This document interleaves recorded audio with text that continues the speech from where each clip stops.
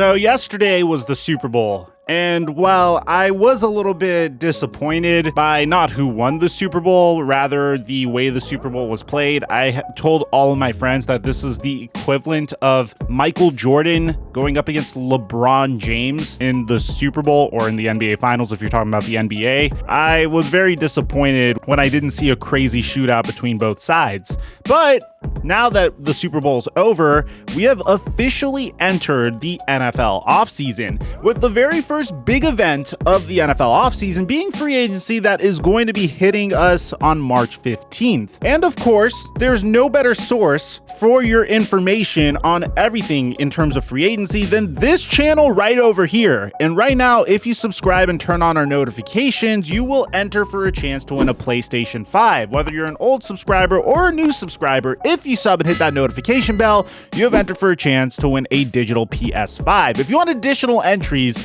then I highly recommend you follow us on Twitter and on Instagram because that's the best way to get your takes featured in the content. Also, a huge shout out to Aaron LaHaye and Jay Beasy for joining on the Mike Mafia Soldier tier, and TTV Fly High Eagle for joining on the Mike Mafia tier. But a special shout out to my man Cody Deal that went all the way to support us on the Mike Mafia Underboss tier. Thank you for joining as channel members to help support my dream of creating content for this channel on a full-time basis. Now that we got all of that out of the way, break!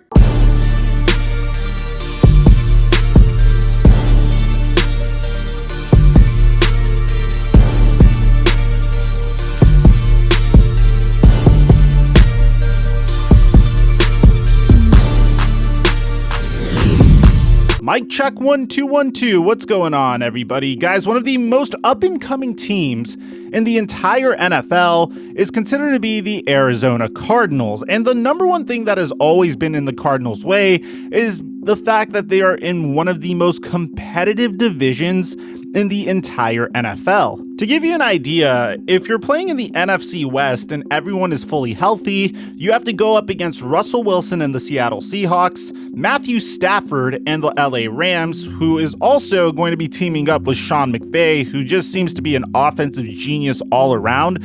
Then, of course, you have the San Francisco 49ers and their ferocious defense that no longer has Robert Saleh as their defensive coordinator, but still has a ferocious defense that features the likes of Nick Bosa, Javon Kinlaw, Fred Warner, and Arik Armstead. And that's before we get to our favorite up-and-coming team in the NFC West, and that is the Arizona Cardinals, a team whose record didn't do them justice this past year. After adding DeAndre Hopkins to their wide receiver core, well, no, let's not even say adding. After completely poaching him from the Houston Texans, the Cardinals were considered to be a dark horse favorite to make it to the playoffs and win the division in the NFC West. And to be honest, their offense was fairly good, but it wasn't as incredible as we expected them to be. They finished 13th in the NFL for the amount of points scored, and they finished 12th in the NFL for the amount of points allowed, which allowed them to come up with an 8-8 record. Well, on the offensive side of the ball, we know they have Kyler Murray, Kenyon Drake, DeAndre Hopkins, they're losing Larry Fitzgerald, and they're tinkering with a college offense that is kind of having success at the NFL level with the air raid offense. But alas, their biggest problems don't necessarily lie on the offensive side of the ball, rather it is on the defensive side of the ball. Now, the defense isn't all out helpless, in my opinion. You have a team that has Dre Kirkpatrick,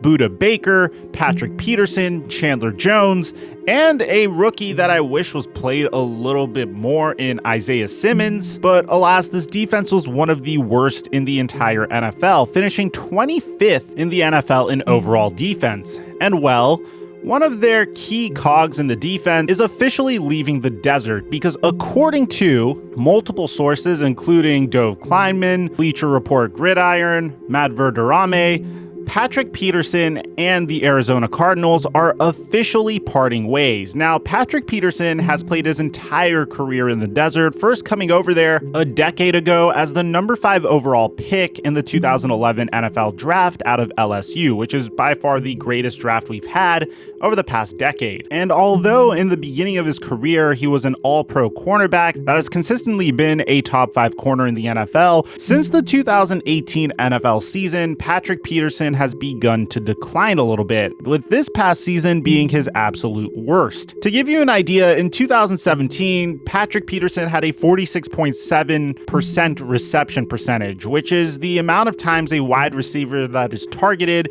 ends up making a reception when Patrick Peterson is on the wide receiver. If you go all the way from 2017 to 2020, in 2018, he had a 57.7% reception percentage. In 2019, he had a 67% reception percentage.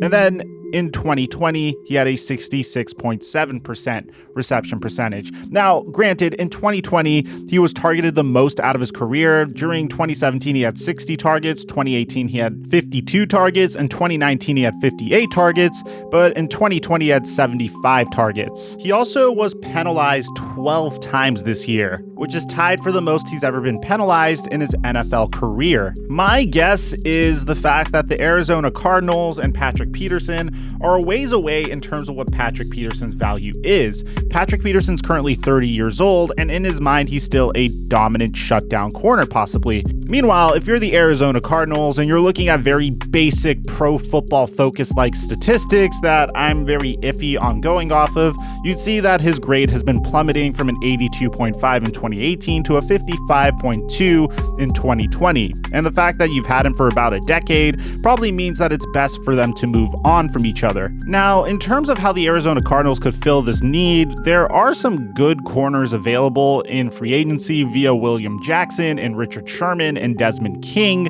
but they aren't anything necessarily special or shutdown worthy. And Patrick Peterson doesn't even crack the top 10 in terms of talent that you could acquire via free agency, meaning any player from William Jackson to Shaq Griffin to Chidobe Awuzie to Quinton Dunbar and Xavier Rhodes would be an upgrade from Patrick Peterson at this stage of his career. But the thing about evaluating cornerback prospects is it's very difficult to tell what's causing them to perform the way they are performing.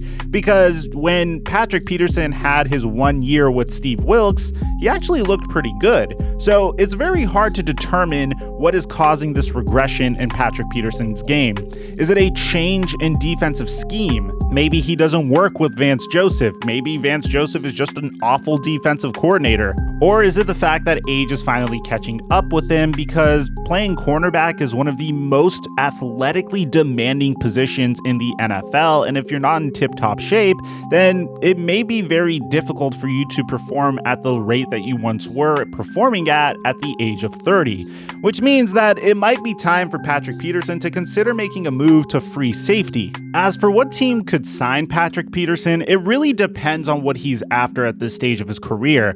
Does he want to put himself in the best position to win a Super Bowl? And is he willing to take a pay cut to do so? Or would he much rather search for another big payday now that he has a few years left in the tank? Based off of each of these and what he's prioritizing, let's assume that he's content with the fact that he signed a 5-year, $70 million contract extension in 2014 with $48 million guaranteed, and that he is seeking an opportunity to win a Super Bowl. I see the Kansas City Chiefs as a huge contender to sign Patrick Peterson for a little bit less if he's willing to take a pay cut, so he can reunite with his college teammate Tyrann Mathieu, who he has a very good relationship with. Mathieu credits Peterson for helping him get his life together when he was initially coming into the NFL, and these two were teammates on not only LSU, but on the Arizona Cardinals towards the beginning of Tyrann Mathieu's career. Either way, Patrick Peterson being in the NFL free agency pool should be very interesting, because I don't believe stats tell the whole story about Patrick Peterson's play over the past couple of years. He could just be burnt out from the fact that he didn't really have an opportunity to compete for a championship, and maybe that's what he's seriously craving at this stage of his career. Let me know in the comment section down below where you think Patrick Peterson may end up going. Aside from that, I'm your boy Mike, and I'm dropping our mic until our next upload.